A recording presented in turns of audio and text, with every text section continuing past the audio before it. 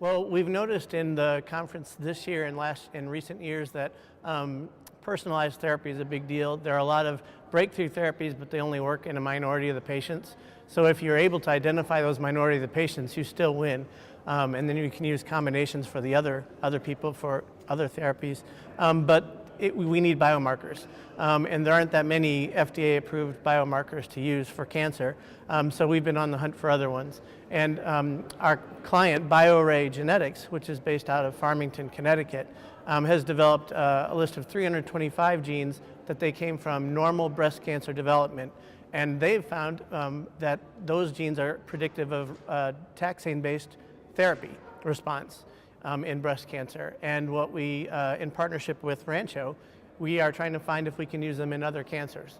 And so what I did is I looked in breast cancer, colon cancer, lung, prostate, pancreatic, leukemia, gastric cancer, I think that's all of them, to see whether these genes have any power. And to my surprise, they're expressed in all these different tissues, even though they came out of breast, but they're expressed in lung at detectable levels, sometimes some at high levels.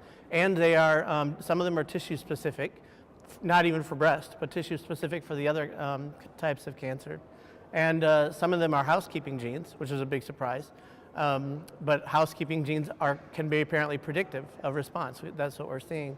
And then last, when we tried to compare tumor versus normal in gastric and ovarian and lung cancer and things like that, these genes can cleanly separate samples into those. And we also did it for subtypes of lung cancer, breast cancer, and colon cancer. And surprisingly, in several of these different cases, they are involved enough in the disease progression or mechanism that we can divide subtypes, even though they didn't come from those tissues originally. It's been, every now and then you see, like in several of the talks today, there are great immunotherapy markers, and you get an anecdotal response where I had complete response and it's been years, I was supposed to be dead, but I'm fine, and you think, wow, this is a miracle drug, but it didn't work in 70% of the people.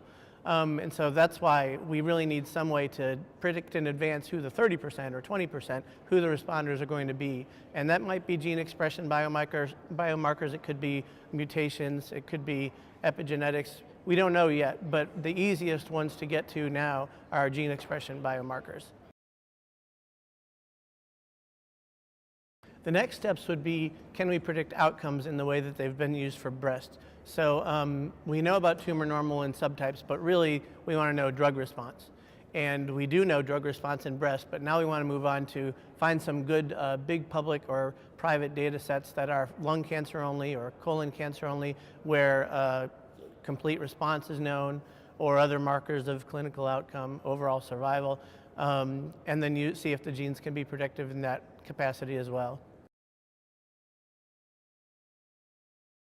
In our case, in Rancho's and bioarrays, we know that it works in breast. And so the next steps there are to get it closer to external validation and commercialization.